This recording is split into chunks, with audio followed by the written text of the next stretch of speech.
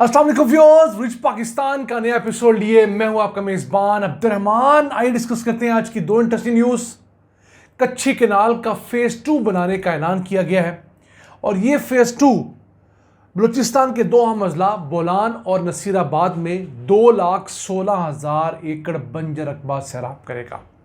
वैसे कच्ची कैनाल मजमूई तौर पर 7,13,000 एकड़ रकबा सैराब करने के लिए डिज़ाइन की गई थी। इसका फेज़ 1 मुकम्मल है, फेज़ 2 का ऐलान किया गया और फेज़ 3 इसके बाद आएगा। इससे आपसे डिस्कस करेंगे। जबकि आज की दूसरी खबर, पाकिस्तान की फूड एक्सपोर्ट्स गुज़िश्ता 20 माह से मुसलसल बढ़ रही हैं और अब ये 9 माह के दौरान 5 अरब 75 करोड़ डॉलर्स रही हैं। इस खबर को प्रोग्राम के दूसरे हिस्से में डिस्कस करेंगे, लेकिन आगे बढ़ने से पहले आपको बताते चलें कि हमारी वेबसाइट richpakistan.com आप लोग जाकर अगर गूगल के ऊपर सर्च करेंगे तो आपको मिलेगी। सिर्फ रिच पाकिस्तान लिखने से शायद आपको हमारी वेबसाइट ना मिले, इसलिए www.richpakistan.com को जाके सर्च करें तो आपको ऑप्शन मिलेगी। आज डिस्कस करेंगे जो अहम खबर, वो कच्ची कैनाल जो 7,13,000 एकड़ बंजर रकबा कच्ची प्लेन बलूचिस्तान में सैराब करने के लिए डिज़ाइन की गई थी। फेज़ 1 इसका 2009 से मुकम्मल है और इस वक्त उसके तहत तकरीबन 1,02,000 एकड़ रकबा सैराब भी हो रहा है। फेज़ 2 के ऊपर काम शुरू नहीं हुआ था, अब फेज़ 2 के ऊपर 70 अरब रुपए की लागत से काम शुरू करने का ऐलान किया गया है। फेज़ 2 में ज़िला बोलान और नसीराबाद में 2,16,000 एकड़ बंजर रकबा सैराब होगा। अब इस नहर के लिए जो फंड्स हैं, वो जो पेट्रोल और डीजल की प्राइसेस कम नहीं की गई 10 से 12 रुपए लीटर, उससे इजाफी जो 15 से 17 अरब रुपए माहाना हुकूमत को कलेक्ट होंगे, वहाँ से पैसे उठा के इस नहर की तामीर पर खर्च किए जाएंगे।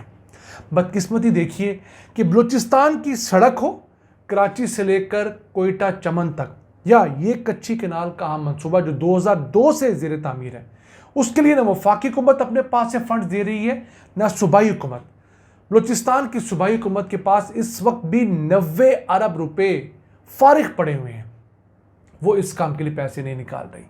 वफाकी हुकूमत के पास तरक्याती बजट में से तकरीबन 600 अरब रुपया पड़ा हुआ है, वो इस काम के लिए नहीं लगा रही। तो इस मामले में जो बलोच कौम परस्त हैं वो हक बजानब है कि जनाब हमारे मामले में आपको इस तरह की खैरात इकट्ठी करनी पड़ती है, जबकि पंजाब का कोई मंसूबा हो तो फौरी तौर पर वफाकी हुकूमत भी अपनी जेब खोल देती है, ख़जाने के मुंह खोल देती है, सूबाई हुकूमतें पैसे लगा लेती हैं। तो हमें इन महरूमियों को ख़त्म करना है, उन्हें ये एहसास ना हो कि हम उनके ऊपर कोई एहसान कर रहे हैं। अब ये इतनी अहम नहर है कि आप इसको सोचें तो आप खुद कहेंगे कि मेरे पास पैसे हों तो अपनी जेब से बना दूं।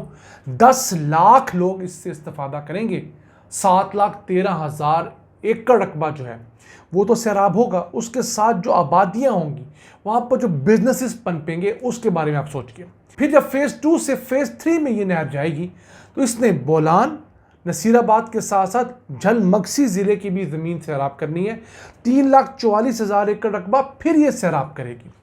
मजमूई तौर पर यह 7,13,000 एकड़ रकबा बनता है। अब फेज़ 2 के अंदर अगर हम देखें तो 58 किलोमीटर की नहर बननी है और उसके साथ अलाइड ट्रिब्यूटरीज बननी है। फेज़ 3 के अंदर 39 किलोमीटर की मजीद नहर बननी है। अब ये नहर 6,000 क्यूसिक पानी तौसा बैराज से लेकर जाएगी। बलूचिस्तान के हिस्से का पानी दरिया सिंध से जाएगा, किसी सूबे का हक नहीं मारा जाएगा। अब तक इस नहर के ऊपर इब्तदाई तौर पर 100 अरब रुपए खर्च हो चुके हैं। अभी भी बाकी फेज़ 2 और फेज़ 3 मेरे ख्याल से 200 अरब रुपए ले जाएगा। लेकिन इस नहर में इतनी कैपेसिटी है कि जैसे ये तमाम रकबा जो है ज़ेरे काश्त आएगा तो जितना इसके ऊपर खर्चा आया, ये 2 साल में अपने खर्चे जितना यहाँ से ज़रूरी अजनास की मद में मुनाफा कमा लेगी। वहाँ पर जो लोगों की ज़िंदगियाँ बदलेंगी वो इसके अलावा है। तो इस नहर को भी मुतनाज़ा बना दिया गया उन 6 नहरों के चक्कर में जिसके खिलाफ आजकल सिंध में एहतजाज हो रहा है।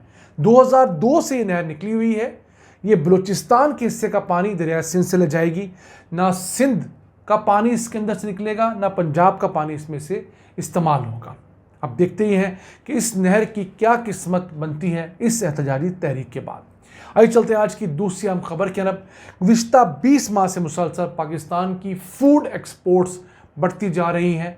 अगर सिर्फ पिछले 9 माह के फिगर्स देखें तो हमारे यहाँ से एक्सपोर्ट होने वाला फूड 5 अरब 75 करोड़ डॉलर्स का था।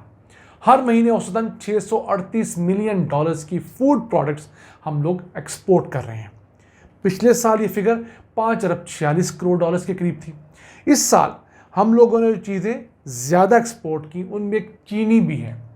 चीनी हम लोगों ने इस माली साल में तकरीबन 7,57,000 टन एक्सपोर्ट की और इससे 407 मिलियन डॉलर्स कमाए। डॉलर्स तो हुकूमत ने कमा लिए, लेकिन मुकामी मार्केट में चीनी की कीमत जो 112-115 रुपये किलो थी वो रमज़ान के अंदर 170-180 रुपये किलो तक गई और अरबों रुपये का नाजायज़ मुनाफा इन शुगर मिल माफिया ने और डीलर माफिया ने, दुकानदारों ने मिलकर मुझसे और आपसे कमा लिया। वही लोग जो हुकूमत में बैठे हैं उनकी अक्सरियत इन शुगर मिलों की मालिक है। उनके खिलाफ ना पहले कभी एक्शन हुआ ना दोबारा कभी होगा। जब तक इस मुल्क में कोई आदिल हुक्मरान नहीं आएगा इस माफिया पे हाथ नहीं डाला जाएगा। अब पाकिस्तान से जो एक्सपोर्ट्स हुए उनमें चावल के एक्सपोर्ट्स के अंदर डिप देखी गई है। हम लोगों ने पिछले साल कोई इन्हीं 9 माह में 2 अरब 93 करोड़ डॉलर्स के चावल एक्सपोर्ट किए थे। उस वक्त इंडिया मार्केट में नहीं था।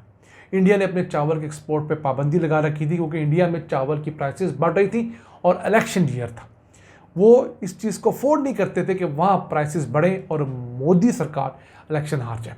इस साल इंडिया दोबारा मार्केट में आया है तो हमारी चावल की एक्सपोर्ट थोड़ी कम होकर 2 अरब 76 करोड़ डॉलर्स रही हैं और इन कम होने में भी बांग्लादेश ने बड़ा रिलीफ प्रोवाइड किया है।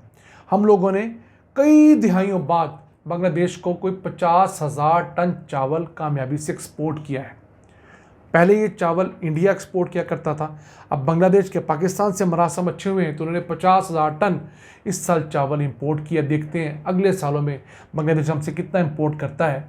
तो पाकिस्तान की फूड की एक्सपोर्ट्स आज भी हमारी फूड की इंपोर्ट से कम है। हमें सबसे ज़्यादा मार तो पड़ती है खुर्दनी तेल, घी, ऑयल इंपोर्ट करने के अंदर।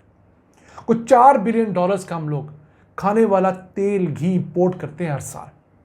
हालांकि पाकिस्तान के पास जो खित्ता है इसमें अपनी ज़रूरत का सारा खुर्दनी तेल खुद उगा सकते हैं, लेकिन ना हमारे हुक्मरानों की काविश है, ना ख्वाहिश है, ना हमारे अपने यहाँ के प्राइवेट सेक्टर के बड़े बड़े सेठों को ये तौफीक हुई जिनकी बड़ी बड़ी बनास्पति मिल्स हैं, ऑयल मिल्स हैं, कि वही मिलकर कोई पूल कर लें, कोई ऐसे इलाके डेवलप करें जहाँ पर किसानों को कुछ मराद दी जाए, अच्छा बीज दिया जाए सनफ्लावर का, कैनोला का, पाम ऑयल का, लोग वहाँ पर अपना खुर्दनी तेल उगाएं और ये चीज़ पाकिस्तान में बने।